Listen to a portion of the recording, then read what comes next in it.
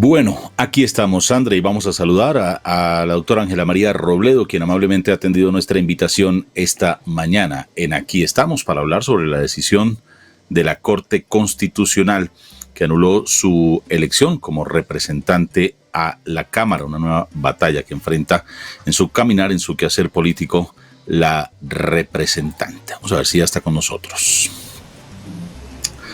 Doctora Ángela María, un gusto saludarla. Buenos días, bienvenida. Hola Omar, muy buenos días para ti, muy buenos días para Sandra y bueno, muy buenos días para quienes les siguen en Aquí estamos, aquí estoy para hablar con ustedes. Gracias por la invitación. Usted siempre está ahí y contrario a la canción de Serrat que habla de aquellas pequeñas cosas, son aquellas grandes cosas que usted ha tenido que enfrentar en su carrera política, doctora Ángela María, porque más allá de que haya sintonía o no política con los ciudadanos, nadie puede negar que usted ha sido una guerrera, una luchadora siempre en sus intereses, en sus objetivos políticos, y ha tenido que enfrentar reveses como esta decisión de la Corte Constitucional. ¿Cómo recibe usted esta decisión, doctora Ángela María, y qué representa para su presente político? Omar, pues la recibo con respeto. Sí, yo soy una mujer que creo en las instituciones, en un país donde hoy las instituciones están en una enorme crisis por un gobierno que no gobierna, que desgobierna realmente, pero yo juré cumplir la Constitución y yo soy una mujer que reconoce esas instituciones, así no comparta este fallo, ¿sí? Y como dices tú, pues realmente yo creo que en la vida, cuando uno mira en la trayectoria de su vida, pues a la larga estas son decisiones muy difíciles, pero con esta, Sandra me preguntaba ayer por una de mis canciones preferidas y le digo pequeñas cosas, porque a la larga, Omar, Sandra y televidentes y quienes nos siguen por acá, más que televidentes, cibernautas, a la larga son pequeñas cosas en un trayecto de vida y de una lucha de tiempo atrás. Entonces, estoy serena, estamos con un grupo de abogados que de nuevo me han ofrecido apoyo, explorando si vamos a la Corte Interamericana de Derechos Humanos, porque como bien lo decía un trino bastante documentado ayer del constitucionalista Rodrigo Primi, y también del magistrado del Consejo Nacional Electoral, Luis Guillermo Pérez, pues esta es una decisión equivocada de parte de las 5 personas, las 5 mujeres que votaron porque me quitaran esa curul que representa 8 millones de votos en Colombia, que es fruto del acuerdo de paz y que se otorgó en razón a que la oposición democrática, que en Colombia ha sido tan difícil que tenga y encuentre un camino y una voz, tuviese una representación en el Congreso de la República. Serenidad, respeto, pero el litigio jurídico estamos evaluando para, repito, ver si vamos a la Comisión Interamericana de Derechos Humanos y pedimos medidas cautelares para esa curul de la oposición. Doctora Ángela, cuando usted decidió acompañar en esa época al candidato Gustavo Petro como fórmula a la vicepresidencia, usted consultó con varios constitucionalistas, ellos le aseguraron que no estaba violando ninguna norma porque la doble militancia no se contemplaba como causal de inhabilidad para aspirar a la vicepresidencia o a la presidencia. Entonces, ¿qué pasó? O sea, si eso está claro dentro de la norma, que esto no se violaba, ¿por qué decidieron ahorita volver? Y cuando ya a usted le habían retirado la curul, se la volvieron a dar, porque otra vez se la vuelven a quitar por la misma causa. Usted hablaba de que la norma está sujeta a interpretaciones, ¿no? Uh-huh. ¿Por qué pasó? Efectivamente. Pues Sandra, efectivamente, cuando en el 2018 yo estaba en la Alianza Verde, de todas maneras yo había tenido contacto con la fuerza progresista de Petro en el 2014, que es cuando una parte de esa expresión progresista pues que acompañaba a Petro entró al Partido Verde. Yo hice parte de esa comisión que facilitó ese camino y compartía Omar, Sandra, pues muchos de esos principios programáticos. Por eso, cuando Gustavo me invita a hacer su fórmula vicepresidencial, como bien lo dices tú, yo consulto con abogados, con constitucionalistas, miramos que el sistema de inhabilidades es totalmente cerrado para presidencia y vicepresidencia, porque en un régimen como este, donde la presidencia tiene tanto poder, es una forma de blindarlo, ¿cierto? Porque es que una inhabilidad restringe derechos políticos, y entonces tomé esa decisión con esa plena convicción y continúa esa convicción. En el trino de ayer, en ese hilo que hace Rodrigo Primi, claramente documenta por qué ese régimen de inhabilidades es cerrado y por qué una decisión como esta debilita a la oposición. Hay interpretaciones, hay formas distintas de mirar el derecho, no es algo que sea de una manera o de otra.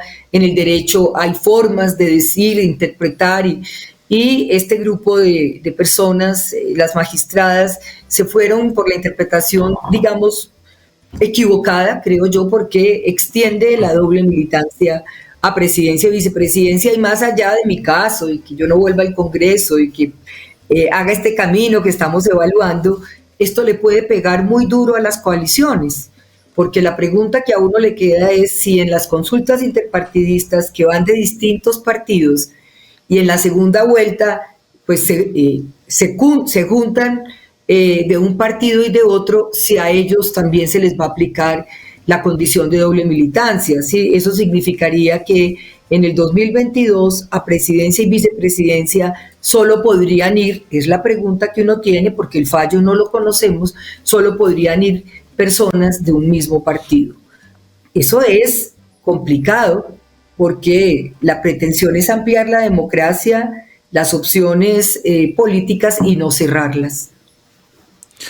Pero doctora Ángela María, hay una parte que no entiendo, y usted lo ha dicho, la política no es una ciencia exacta y como tal tiene varias interpretaciones. Puede que la mía sea simplemente una interpretación de ciudadano, como quiera, que no soy abogado, ni jurista, ni nada de esas cosas, pero vale la pena recordar que en el 2000, que bueno, si se habla de la doble doble militancia es porque usted actuó a nombre de dos partidos diferentes al tiempo. Supongamos que eso es que en esencia lo que dice la Corte. Pero hay que recordar que en el 2018 el Consejo Nacional Electoral le negó la personería jurídica a la Colombia Humana. Es decir, hasta hoy no le han resuelto ese tema a la Colombia Humana. Pero entonces no se podría constituir la doble militancia si el partido no está reconocido como tal. O sea, la Corte Constitucional estaría reconociendo a la Colombia Humana, en este caso sí, pero no para el resto de procedimiento que se requiere como partido político. ¿Usted me puede aclarar ese puntico? Es un poco macondiano. No solo te pasa a ti, Omar, yo tampoco soy abogada y pues me ha tocado aprender y estudiar porque, pues como para entender este asunto tan complejo, pero como bien lo dices tú, nosotros solicitamos la personería jurídica al Consejo Nacional Electoral de Colombia Humana, luego al Consejo de Estado, la negaron, y luego hay ahora una tutela en la Corte Constitucional a la espera de que se señale si Colombia Humana es o no partido. ¿Qué pienso yo? Y es lo que pues creería mucha gente, pues como para salir de esta cuestión tan macondiana y tan extraña, que quizá a Colombia Humana sí le van a dar la personería jurídica, ¿sí?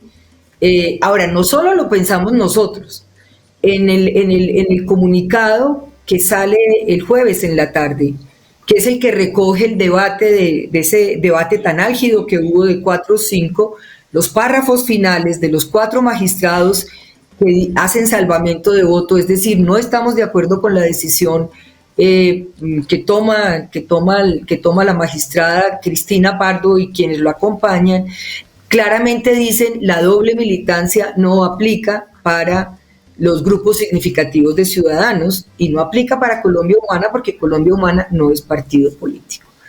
Eso lo dicen, ¿cierto? Entonces, por eso digo, es un fallo muy polémico, es un fallo que para mí tiene muchas fisuras, Es un fallo que más allá del caso de Ángela María Robledo, toca la oposición hoy en fuerzas progresistas. Puede que después del 2022 la oposición en la ultraderecha, que necesita garantías.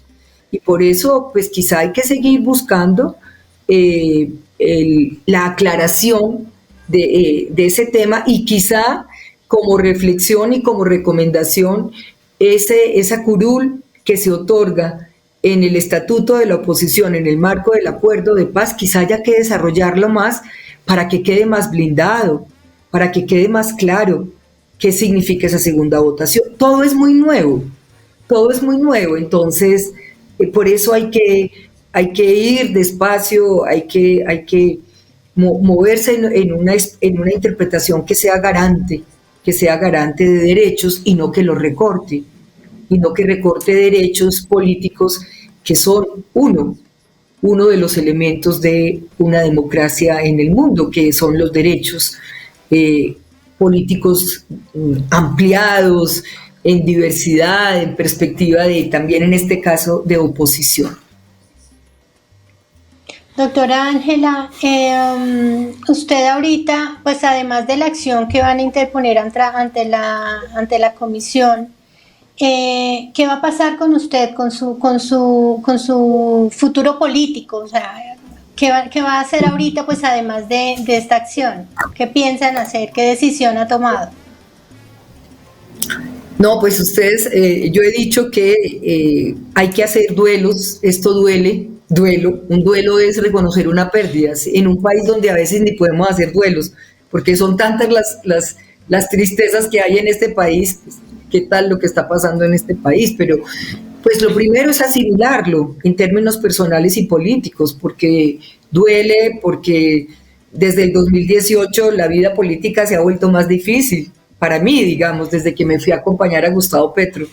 Entonces hay que hacer un duelo, hay que recogerse, hay que explorar. Nosotros todavía estamos evaluando, porque es que una denuncia y una solicitud de medidas cautelares ante la Comisión Interamericana tiene que ir muy bien documentada, tiene que tener insumos muy claros. O sea, ahí eso va a exigir una tarea, va a exigir pues estudiar muy bien cómo avanzamos. Eso es lo primero, un duelo personal y político, porque yo tengo tristeza, por supuesto, 8 millones de votos que creyeron en este proyecto, y que en la Cámara pues yo seguía con esa tarea, y mirar un poco qué viene, ¿sí? Mirar qué viene, mirar dónde puedo seguir trabajando y aportando por lo que han sido las causas en el Congreso y mi tarea, la paz, los derechos de las mujeres, la tarea que he venido haciendo desde hace tantos y tantos años por la garantía de derechos de los niños y las niñas en Colombia,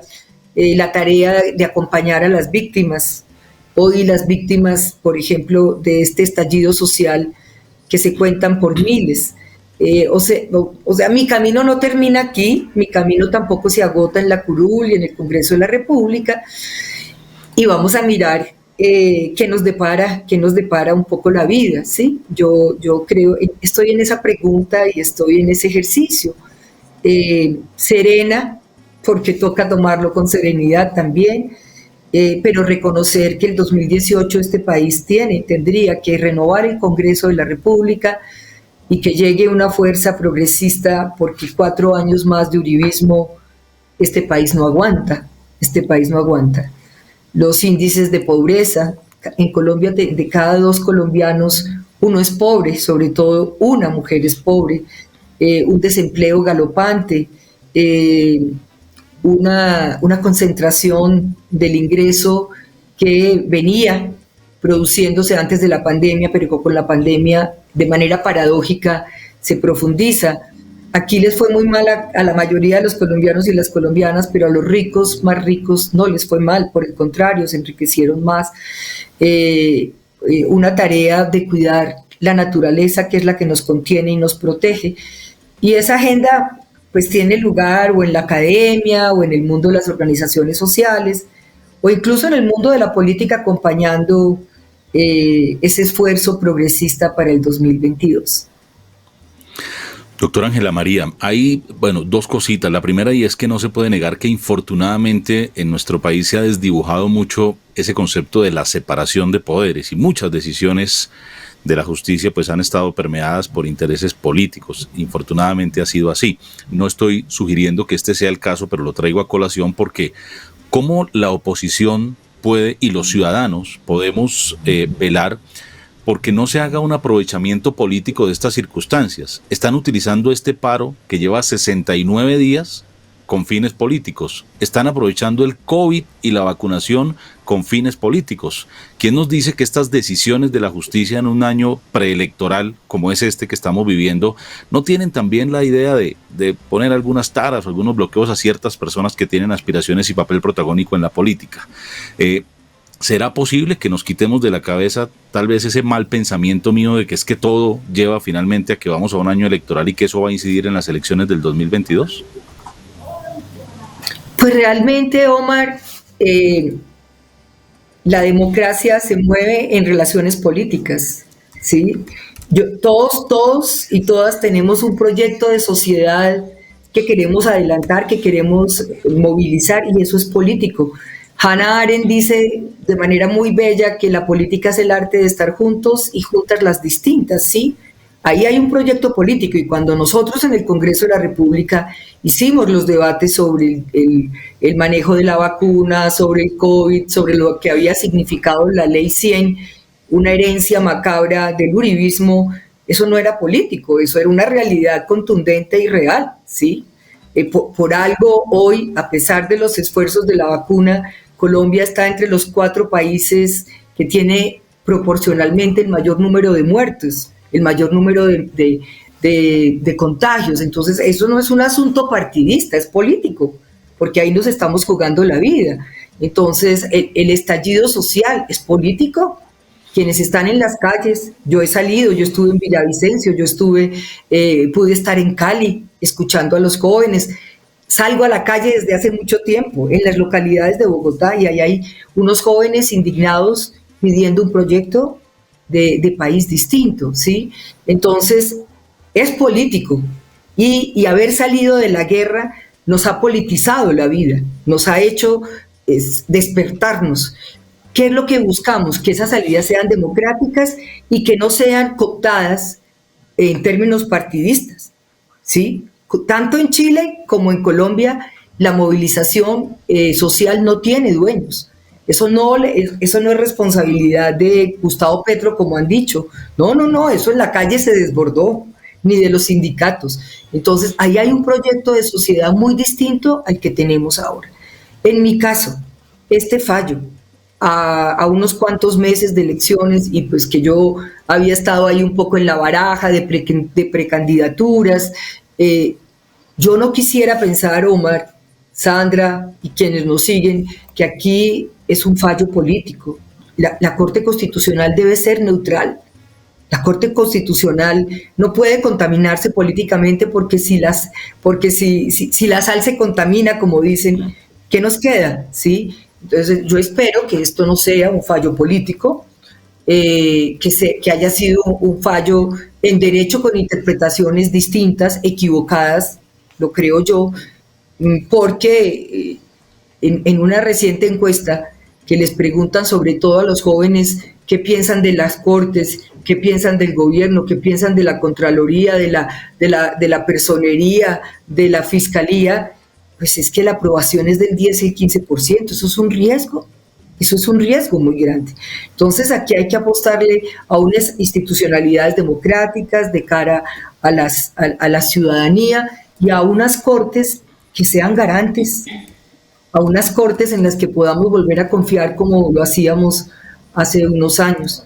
Entonces, y se viene un proceso electoral que además, como dices tú, Omar, que va a ser reñido y que va a ser muy polémico. Nosotros esperamos que no vaya a incurrir en actos de violencia, que sea un proceso electoral con todo lo polémico, con todo lo diverso que puedan ser en sus opiniones, pero que no le cueste la vida a nadie, ¿sí? Que no le cueste la vida a nadie.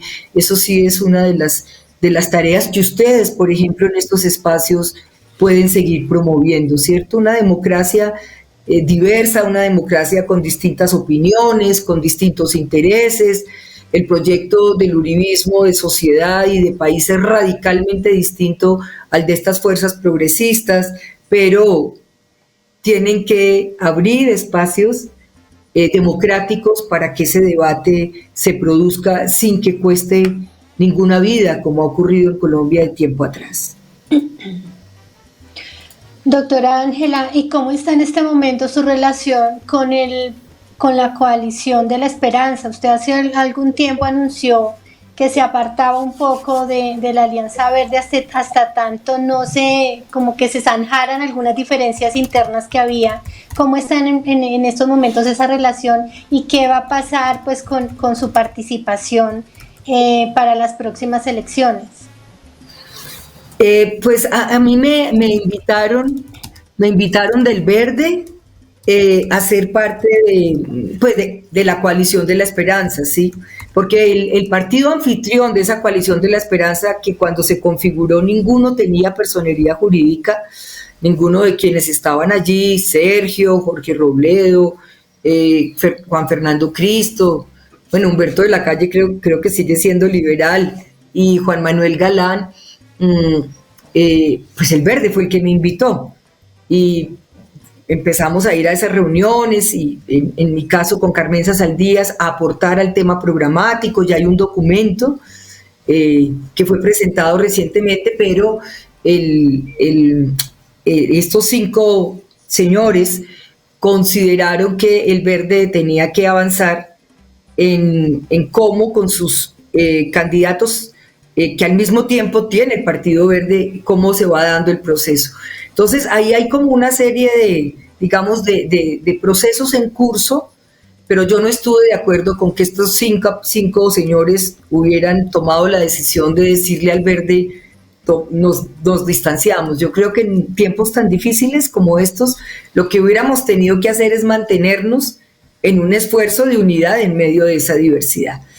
Entonces, por eso no estuve de acuerdo con la decisión que tomaron ellos, y yo estoy ahora, bueno, con esta nueva circunstancia, esperando cómo se va a dar ese proceso incluso al interior del Verde. El Verde mantiene abierta su invitación para que yo esté allí, para que yo regrese al Verde, digamos, y yo agradezco, pero estoy esperando a ver un poco cómo se va a dar y preguntándome en este momento cuál es el mejor camino ya para mi vida personal y política, tomándomelo con tranquilidad.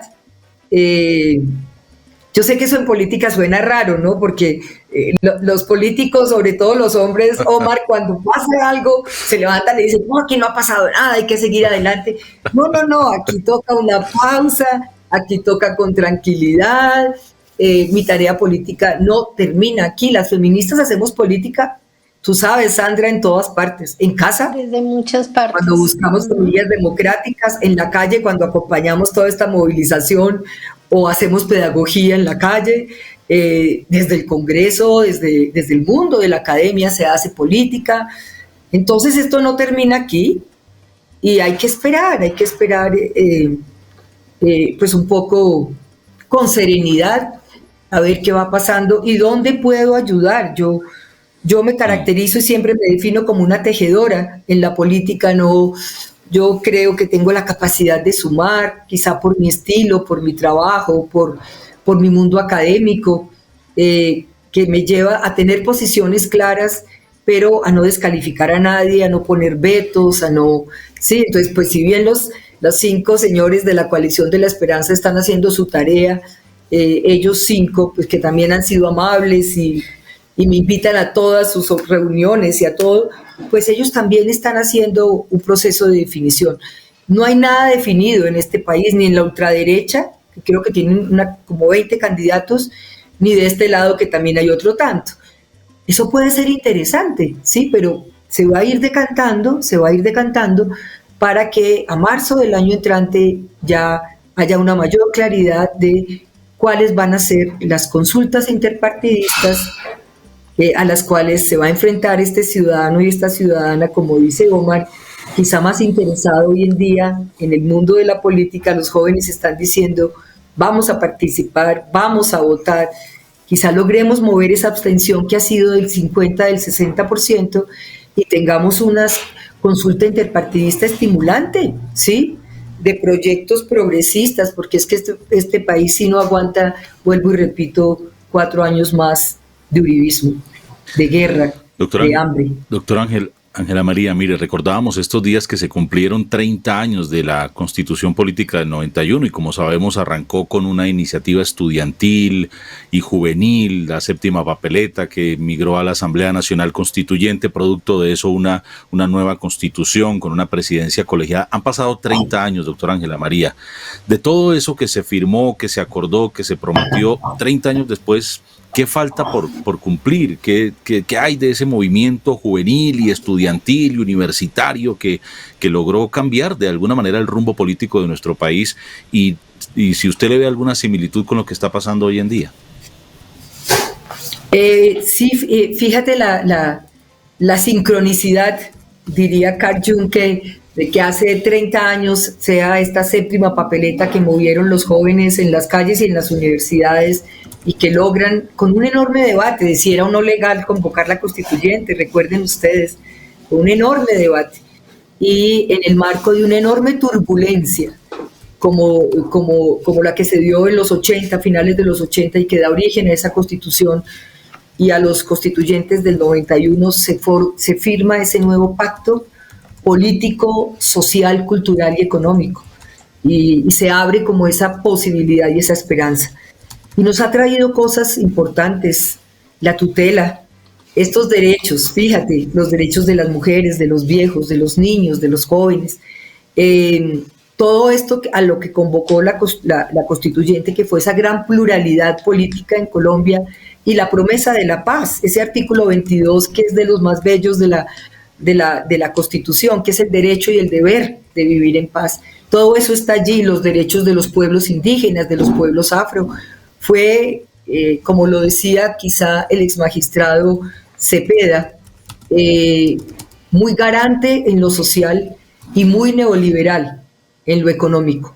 Entonces creo que lo que queda, y lo escribí ayer o antier, a raíz de estos 30 años de balances interesantes, de avances, queda, yo sí creo, unos ajustes en el tema económico, porque lo económico le abrió espacio a este neoliberalismo rampante que convirtió la salud, que convirtió la educación, que no promovió un acceso a la tierra en uno de los países latinoamericanos que tiene una deuda enorme en la reforma del sector rural en Colombia, unos terratenientes que son los dueños del 60, del 70% de la tierra en Colombia.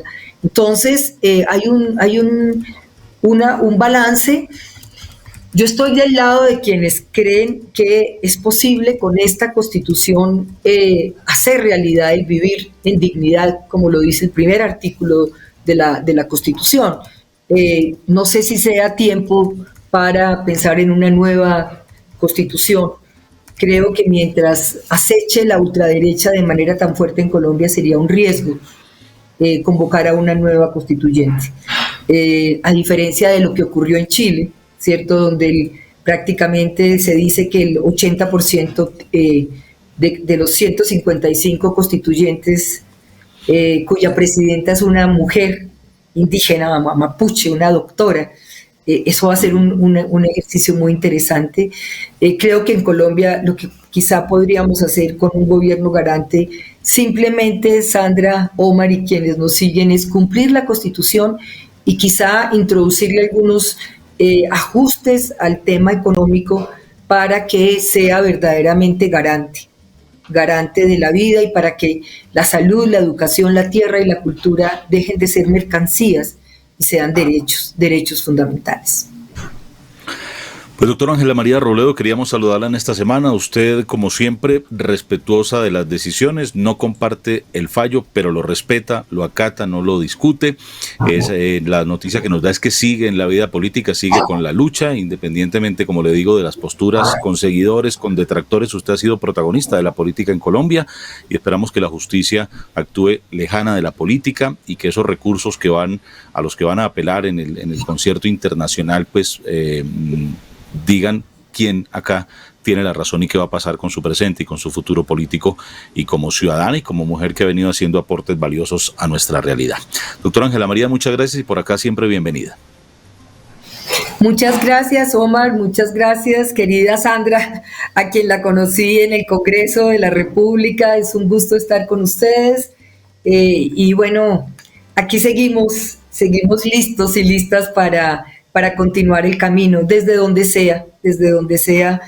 Las mujeres sabemos que la política no se agota en la democracia representativa, ¿cierto?